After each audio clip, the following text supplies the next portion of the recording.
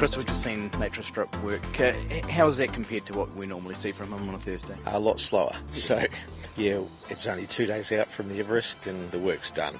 It was just about show this morning and making sure the horse doesn't get too fresh. There's a few Kiwis who might be taking home a slice of that Everest, including an All Black coach. What's it like training for Steve? It's been an absolute privilege, and Nature Strip's got a good group of owners, and they enjoy life and they enjoy a good horse. So it's a privilege to be in the position I am, because you do meet so many people like Steve, and most owners are pretty successful people in their own right. So getting a little bit of their time is always good.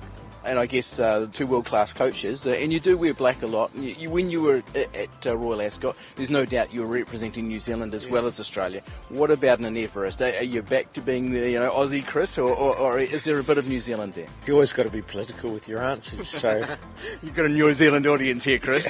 All Blacks are still number one, and they've bounced back after a tough season. New South Welshmen when the state of origin's on.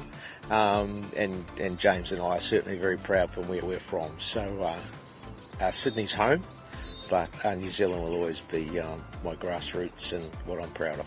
What can we expect of Nature Strip on Saturday? I would expect the best. Obviously it's a horse race and you need the bounce of the ball just like you do in any sport, but he's got the widest draw. I'm not too concerned about that. He's got the world highest rating of a sprinter for a reason. He's very good and consistently very good. So we just have to hope that he brings that game to the races on Saturday. And you're always looking for the up-and-comers, so we don't need an up-and-comer turning up on Saturday. Just one last word. Caulfield Cup also this weekend. How are you rating your chances there? We're not going to be.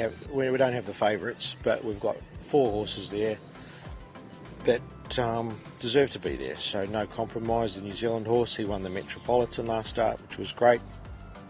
We're living a dream.